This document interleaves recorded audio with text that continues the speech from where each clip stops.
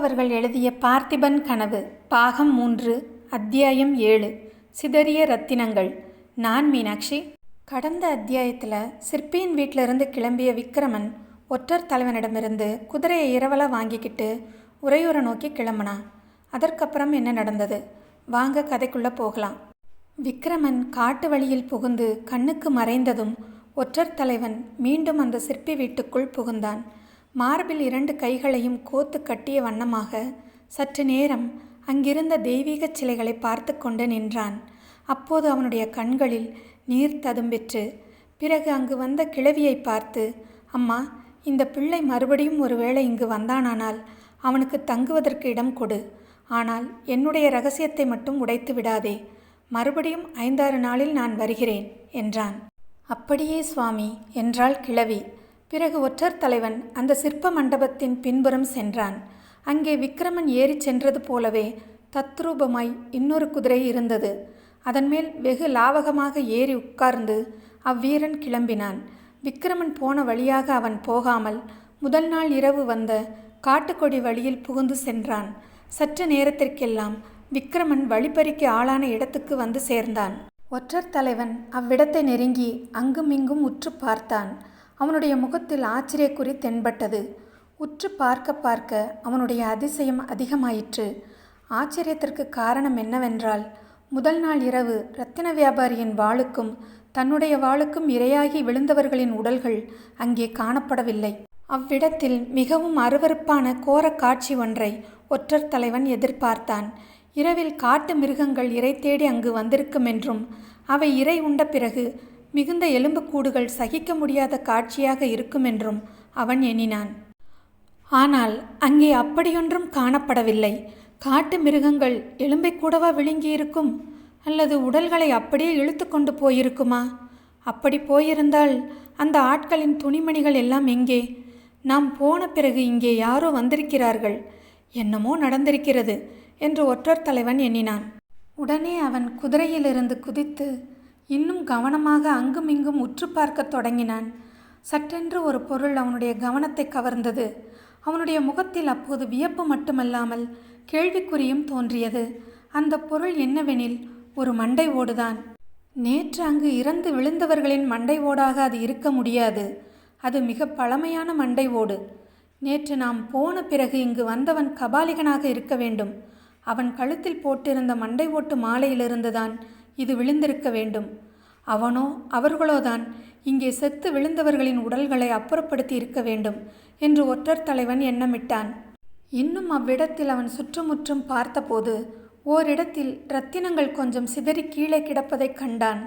குள்ளன் இரத்தின மூட்டைகளை கீழே போட்டபோது ஒரு மூட்டை அவிழ்ந்து போய் சிதறி இருக்க வேண்டும். அந்த இரத்தினங்களை திரட்டி எடுத்துக்கொள்ளலாம் என்று எண்ணி ஒற்றர் தலைவன் குனிந்தான். அந்த சமயத்தில் கொஞ்ச தூரத்தில் குதிரைகளின் காலடி சத்தம் கேட்டது. சத்தத்திலிருந்து 4-5 குதிரைகளாவது வருகின்றன என்று தோன்றியது. ஒற்றர் தலைவன் உடனே விரைந்து குதிரை மேல் ஏறி அதை செலுத்தி கொண்டு பக்கத்தில் இருந்த காட்டுக்குள் புகுந்தான். குதிரையை கொஞ்ச தூரத்தில் விட்டுவிட்டு தான் மட்டும் இறங்கி வந்து சற்று தூரத்தில் ஒரு மரத்தடியில் நன்கு மறைந்து கொண்டான். அவன் மறைவில் இருந்த போதும் பாதை அங்கிருந்து நன்றாக தெரிந்தது. அந்த இடத்துக்கு வந்ததும் குதிரைகள் சடேரென்று நிறுத்தப்பட்டன. 6 குதிரைகள் மேல் 6 வீரர்கள் வந்தார்கள். அவர்களுக்கு தலைவனாக தோன்றியவன் மீது ஒற்றர் தலைவனின் பார்வை விழுந்ததும் அவனுடைய புருவங்கள் நெறிந்து ரொம்பவும் மேலே போயின. அவன் முகத்தில் அப்போது வியப்பு, அருவருப்பு, கோபம் எல்லாம் கலந்து காணப்பட்டன. அந்த தலைவன் வேறு யாருமில்லை, மாரப்ப பூபதிதான். வேகமாக வந்து கொண்டிருந்த குதிரையை சடேரென்று முதலில் நிறுத்தியவனும் மாரப்ப பூபதிதான். அவன் நிறுத்தியதை பார்த்துதான் மற்றவர்கள் தத்தம் குதிரைகளை நிறுத்தினார்கள். மாரப்ப பூபதி கீழே இறங்கினான். சற்று முன்னால் ஒற்றர் தலைவன் உற்று பார்த்ததைப் போலவே அவனும் அங்குமிங்கும் பார்த்தான். முதலில் மண்டை ஓடுதான் அவனுடைய கவனத்தையும் கவர்ந்தது. பிறகு முதல் நாள் இரவு நடந்த வாட்போரின் அறிகுறிகளை கவனித்தான். ஆங்காங்கு இரத்தக்கரை இருந்ததையும் பார்த்தான். உடல்கள் அங்கிருந்து இழுத்துச் செல்லப்பட்டிருக்கும் அடையாளங்களும் தெரிந்தன. இரத்தினங்கள் அவனுடைய கண்களில் பட்டதும் அவற்றை ஆவலுடன் கைகளில் திரட்டி எடுத்துக்கொண்டான். அந்த இரத்தினங்களை பார்த்தபடியே கலகலவென்று சிரித்தான். தன்னுடன் வந்த மற்றவர்களை பார்த்து, பழம் நழுவி பாலில் விழுந்தது போலாயிற்று என்றான். இன்னும் சிறிது நேரம் அவனும் மற்றவர்களும் ஏதோ பேசிக்கொண்டு நின்றார்கள். பிறகு மாரப்ப பூபதி குதிரை மேல் ஏறினான். எல்லா குதிரைகளும் 4 கால் பாய்ச்சலில் புறப்பட்டன. மாரப்பனும் அவனுடைய ஆட்களும் போன பிறகு ஒற்றர் தலைவன் தன் குதிரை இருந்த இடம் சென்று அதன் மேல் ஏறிக்கொண்டு நேற்றிரவு தான் வந்த வழியிலேயே திரும்பிச் செல்லத் தொடங்கினான். குதிரை அக்காட்டுப்பாதையின் வளைவு ஒன்றை தாண்டியதும் உடம்பை சிலிர்த்தது. ஒற்றர் தலைவன் குதிரையை நிறுத்தி சுற்றுமுற்றும் பார்த்தான். கொஞ்ச தூரத்தில் காணப்பட்ட ஒரு சிறு பாறைக்கு பின்புறத்தில் கழுகுகள் வட்டமிடுவதைக் கண்டான். காட்டுப்பாதையில் கிடந்த உடல்கள் என்னவாயின என்னும் மர்மம் வெளியாயிற்று. தானும் இரத்தின வியாபாரியும் போன பிறகு அங்கு வந்தவர்கள் அவ்வுடல்களை அப்புறப்படுத்தி இந்த பாறை மறைவில் கொண்டு வந்து போட்டிருக்க வேண்டும். ஆனால் அவர்கள் யாராக இருக்கும்? அவ்விடத்தில் அதிக நேரம் நிற்காமல் ஒற்றர் தலைவன் மேலே குதிரையை விட்டுக்கொண்டு சென்றான். கொஞ்ச நேரத்திற்கெல்லாம் மாமல்லபுரத்திலிருந்து காஞ்சிக்கு போகும் ராஜபாட்டையை அவன் அணுகினான். அவ்விடத்தில் அதே சமயத்தில் மாமல்லபுரத்திலிருந்து ராஜ பரிவாரங்கள் வந்து கொண்டிருந்தன.